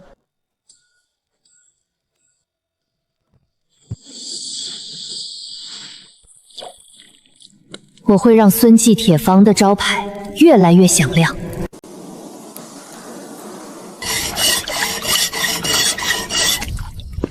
柳娘子，咱们明人不说暗话，我要的数量大，100套农具，锄头、镰刀、铁犁各100。100套，这可是铁铺开张以来最大的一笔单子。掌柜的，您先别急，咱们一样一样说。按你们挂的单价， 100套，总共60两，我出50两，一口价。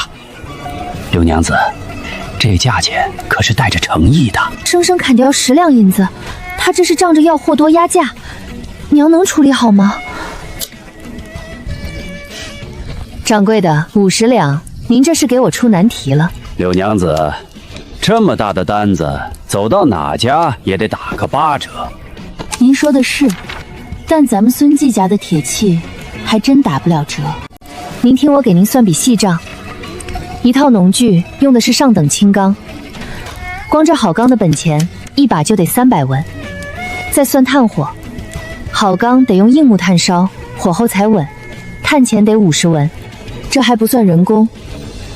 咱们孙记打梨，锻打绝不少于50锤，淬火回火，时辰掐得分秒不差。这都是一锤一锤砸出来的苦力钱。这300件60两，除掉铁料、炭火和损耗，落到我们手里的辛苦钱真没多少。您要是直接砍掉10两，那就是让我们贴整钱，白干1个月。这买卖谁家也做不了。娘这招高，就成本摊在桌面上算清楚，用真诚谈买卖。柳娘子账算的是精，但这价钱确实比隔壁镇贵了1成。掌柜的，隔壁镇确实有更便宜的，但我得提醒您一句。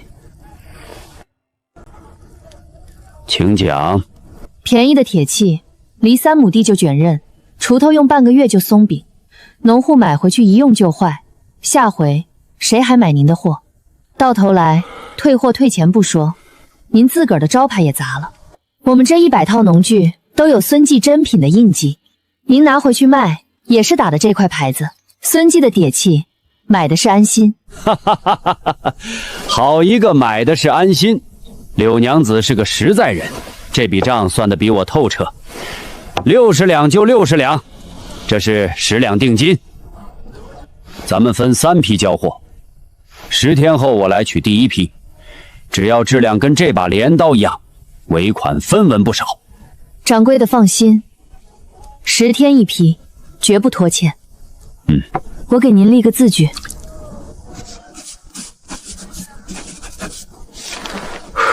您收好。柳娘子办事利索，下回还有大买卖找你们，随时恭候。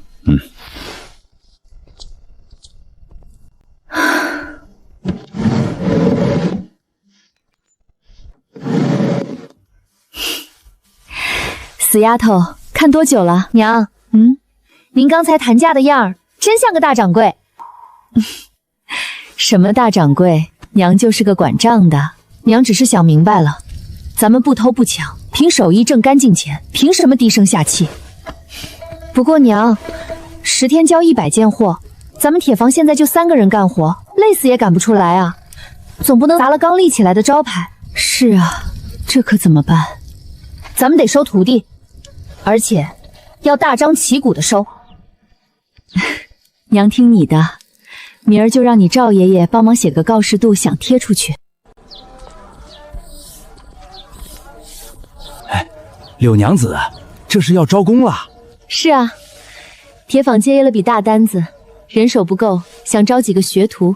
孙记铁房招收学徒，年满16，手脚健全，肯吃苦者皆可，管吃管住，男女不限。啥？男女不限？这打铁可是男人的活儿，招女娃娃来凑什么热闹？怎么凑热闹了？我也是女的，我打的铁犁，你们用着不顺手？小何师傅，你那是天赋异禀，普通人家的姑娘就不一定了。告示贴出去的头2天，来了10几个半大小和。孙大伯坐在院子里，挨个让他们举锤子看火色，最后挑中了2个看着最老实本分的，一个叫小张，一个叫小王。小张胳膊粗壮，被分去抡大锤练锻打；小王机灵些，负责拉风扇控火。原本以为添了人手进度能快些，可干了不到3天就出状况了。哎呀，你风拉快点啊！你锤得太急了，我这风箱还没回过气呢。已经是今天废掉的第4块料了，这2个小子各干各的，根本凑不到一个点上。上了，请问这里还招人吗？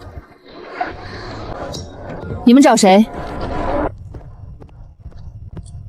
我叫大方，这是我妹妹二喜。我们看到告示说招学徒，想来试试。大姐，这可是打铁的铺子，不是绣花房。你搬得动那个20几斤的锤子吗？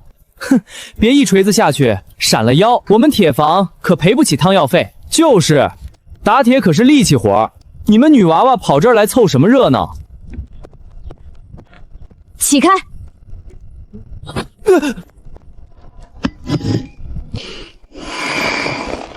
起！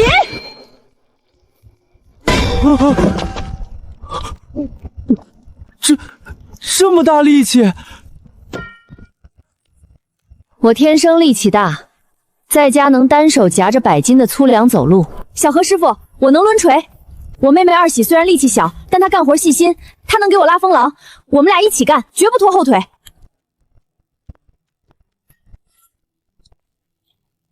来，试打一块。大方抡锤，二喜控火，让我看看你们的本事。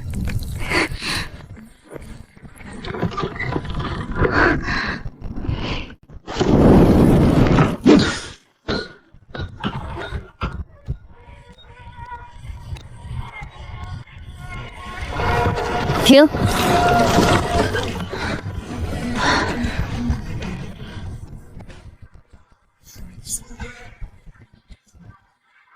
好，从今天起，你们就是孙继的学徒，管吃管住。真的？二喜，你听见没？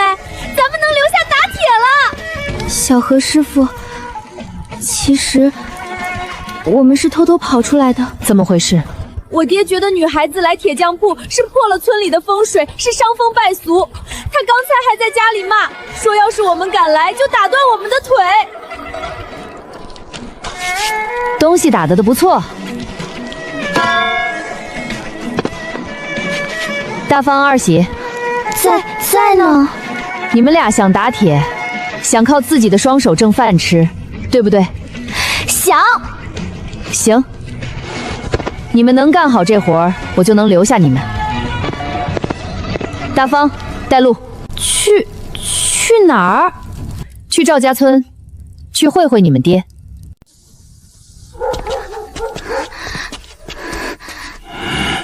死丫头，你们还敢回来？去铁匠铺抛头露面，咱们老赵家的脸都被你们丢尽了。爹，我们能挣饭吃。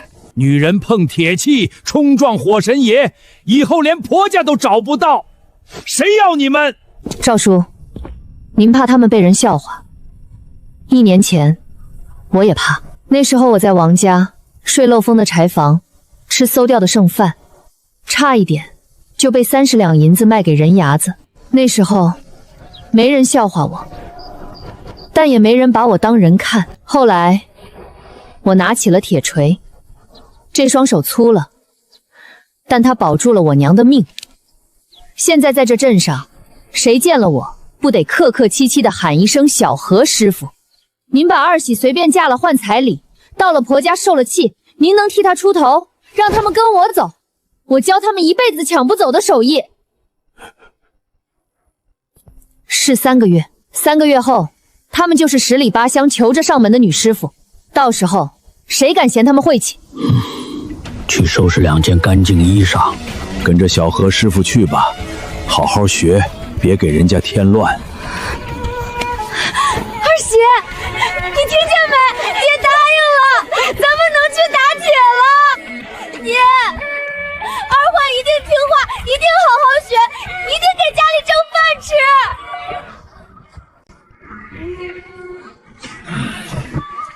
都站好了。咱们孙继今天算是正式天人丁了。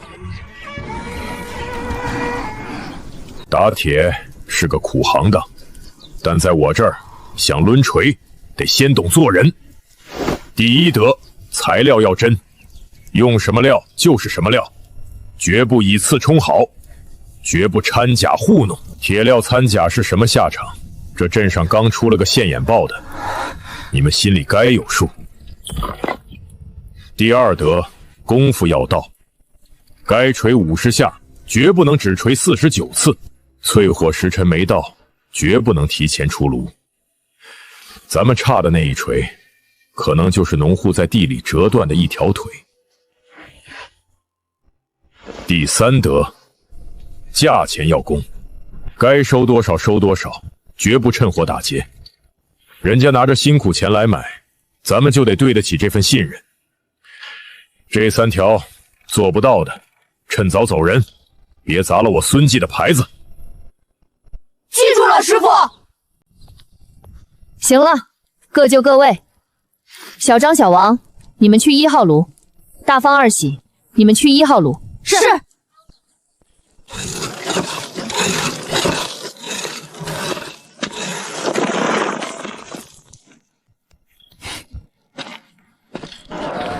小李这几天把铁房里最苦最累的杂活全包了。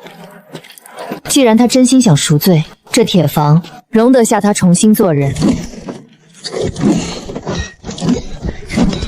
小王，你这风箱怎么又慢了？火都暗了，你锤得太乱，我哪找得准节奏？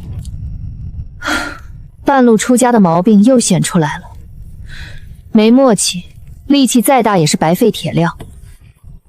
姐，橙红偏金，出！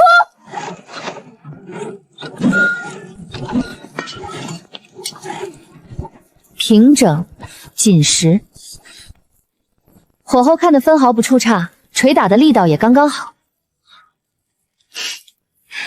这两姐妹真是绝配。乖乖，这俩丫头怎么跟一个人长了2歘手似的？人家不用说话就能踩准点，咱们俩扯着嗓子喊都凑不到一块儿去。唉，打得好，就按这个节奏继续。小何师傅，妹子，再拉风向，咱们再打10把。好。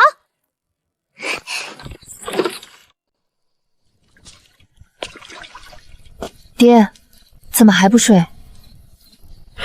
睡不着。今天大方和二喜打出来的那些粗坯，我看了。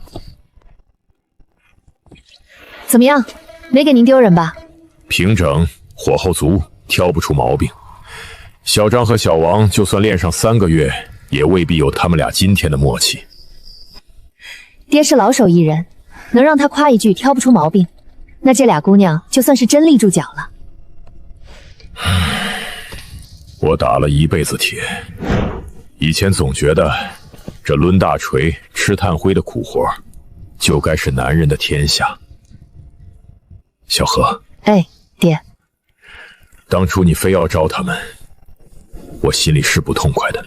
我觉得你是在胡闹，可今天看着她们姐妹俩在炉前那个拼命的劲头，我突然明白了，铁是不认男女的，它只认2样东西。真火和重锤。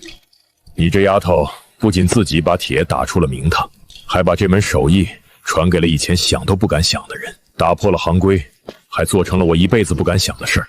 你比爹强。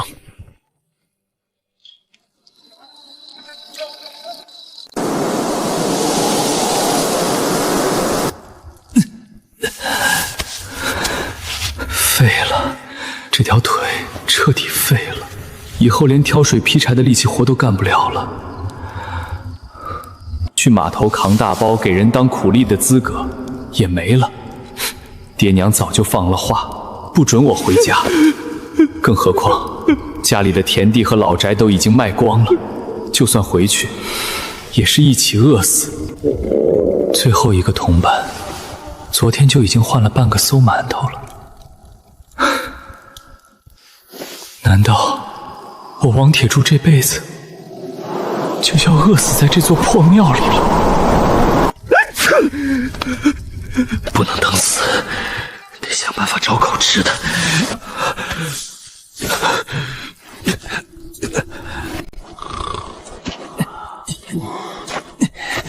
哟，这不王家小子吗？腿真折了。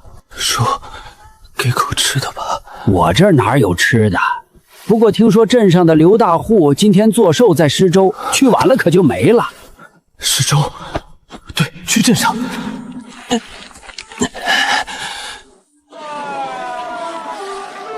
热腾腾的大肉包子嘞！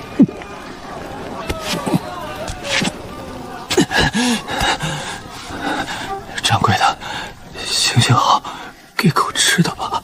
喂，去，哪里来的叫花子？别在这挡我生意！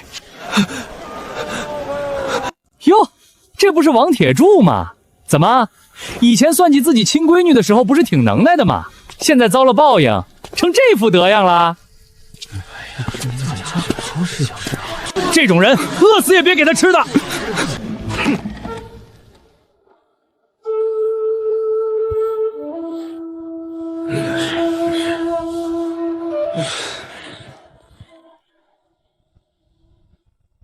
张大哥，这几把加了铁库的新梨您收好，春耕时要是再出岔子，您随时来铁房找我。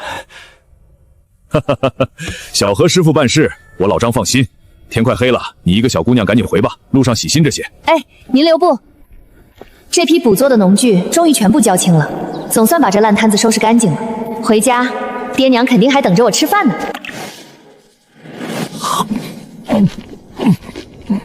好。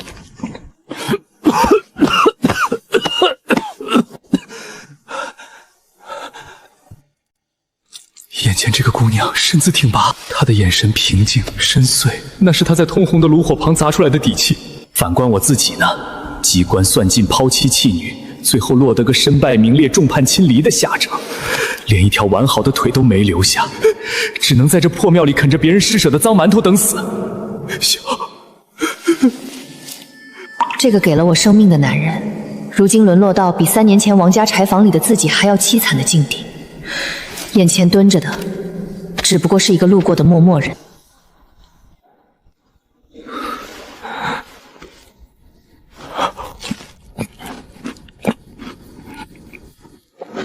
他抛弃我们，算计我们，落到今天这步田地，是他罪有应得。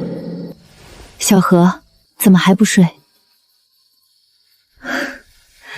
娘，睡不着，出来透透气。你这晚回来的时候脸色就不对，出什么事了？娘，我今天回来的时候，路过城隍庙，看见他了，活着就行。天凉，早点歇着吧。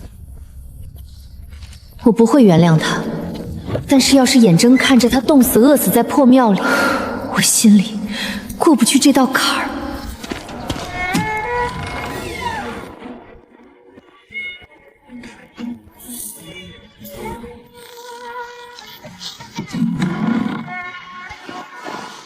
这是最后一次，算作还了那条命的恩情。从此以后，两不相欠。赵爷爷，丫头，起这么早？赵爷爷，麻烦您去趟镇外的破庙，把这些东西给里面的人。丫头，你这是何必呢？他那般害你们母女。赵爷爷，别说是我给的，就说是有个过路的好心人施舍的。这丫头，嘴上说的硬，心肠比谁都软，到底是血浓于水呀，造孽呀！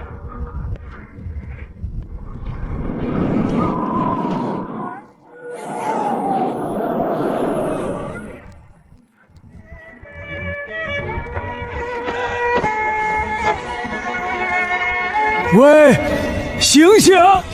赵叔。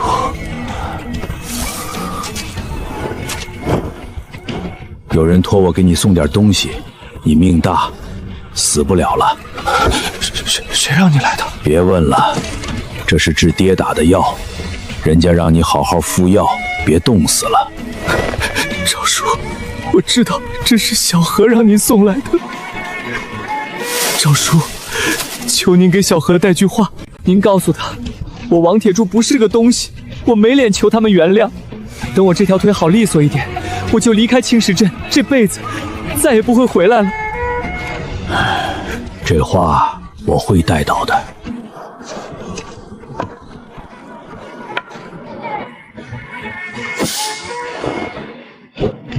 丫头，事情就是这样。知道了，赵爷爷，谢谢你。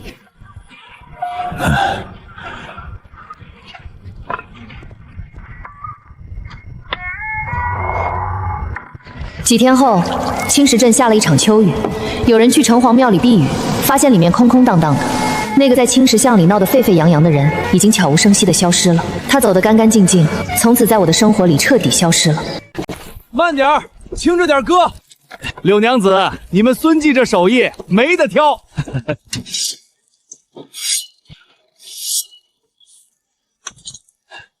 300件，按期交货，一件不少，件件都是硬铜货，跟你们打交道痛快。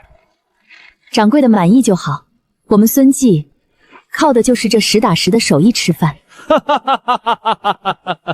这是50两尾款，柳娘子你点点。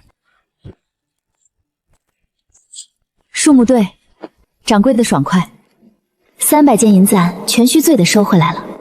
这3个月没日没夜的抡锤，值了。那咱们就说定了，明年开春我还要一批新农具，到时候价钱咱们再谈，但货我还认你们孙记。好说，明年您提前知会一声，我们保准给您留着炉子。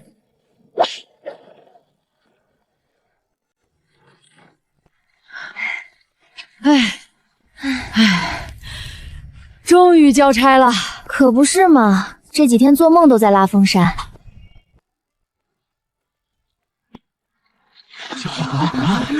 娘，哎，把账本拿出来吧，大单交了，该给大伙儿算算账了。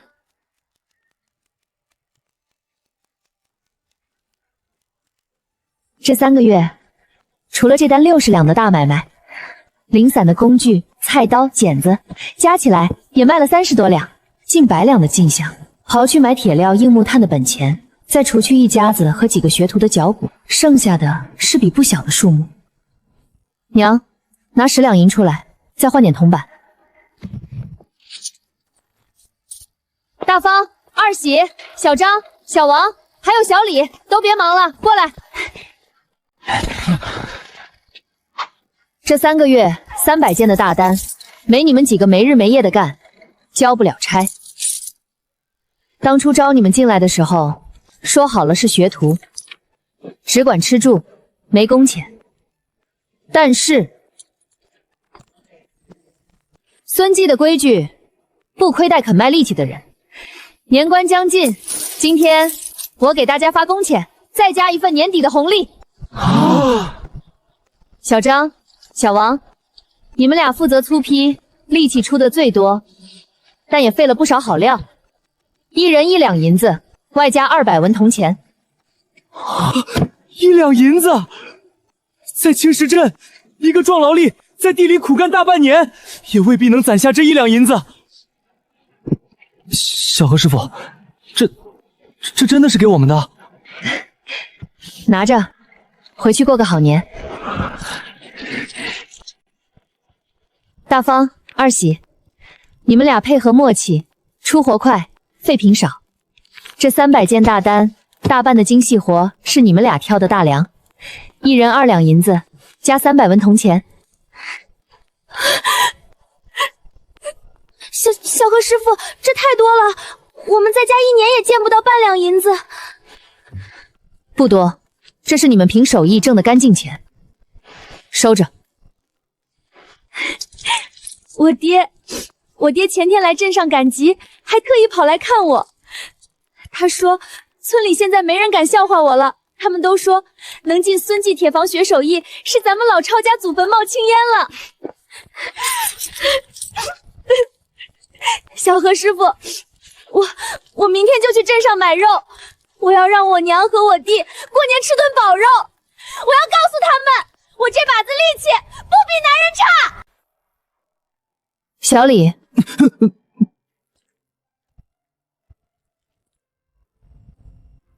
你没有工钱，我知道，我该还债。这是2两银子，这不是工钱，这是借给你的。你娘的病需要抓药，年关了也得买点乙面。这2两银子记在你的账上，明年你干活抵债。债要还，但路不能绝，只要他肯真心改过就行。行了，拿了钱，下午都放假，该割肉的割肉，该买衣服的买衣服，好好过个年。行了行了，赶紧去吧，再晚集市上的好肉都要被抢光了。记得大年初6准时回来开炉啊！记住了，师傅您放心吧。小何师傅，我们初5就回来帮你劈柴生火。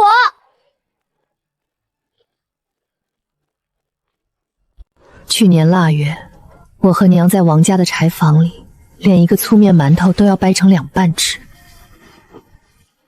那时候只盼着能活下去，可现在，这双手不仅养活了我和娘，还撑起了一个铁房，让这么多人这么多的挺直了腰板，过上了一个有肉吃、有钱拿的新年。人都走了？走了，都拿着钱去镇上置办年货了。钱发出去了，心也就定下来了。这几个孩子明年干活会更卖力的。那是自然，咱们孙继不养闲人，也不亏待老实人。行了，徒弟们都走了，咱们也该忙活咱们的了。明儿就是大年30了，今晚得把饺子馅先剁出来。今年过年就咱们一家3口，我多包几个肉馅的，咱们好好吃一顿团圆饭。好。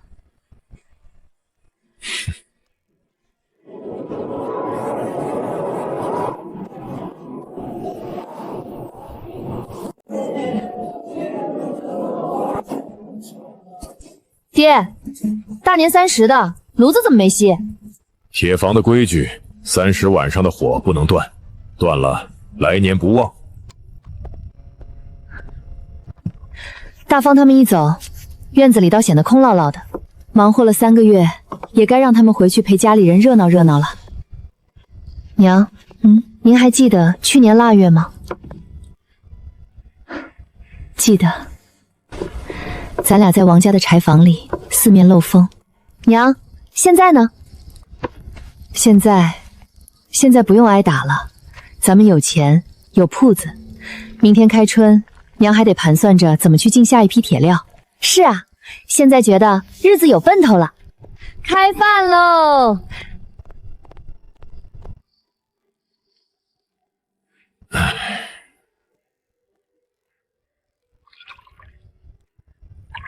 ！40年了，我一个人守着这炉火，冷清了大半辈子。大年30喝碗闷酒，就算过了年。今年不一样了，这一年咱们孙继遇了坎儿，但好在咱们挺过来了。谢谢你们。爹，您说这些干什么？是啊，孙大哥，咱们是一家人，不说两家话。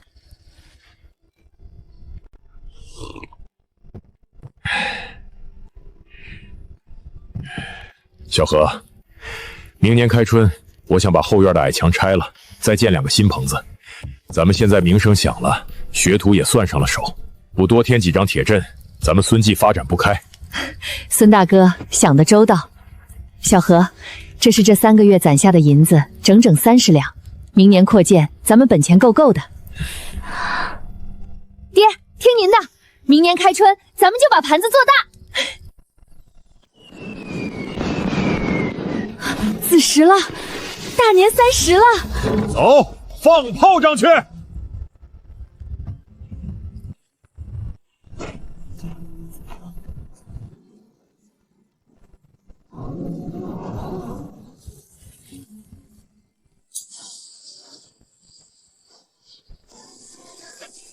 岁岁垂生安！岁岁垂生安！去年的雪是冷的，冻得人骨头疼，但往后的日子只有暖，没有寒。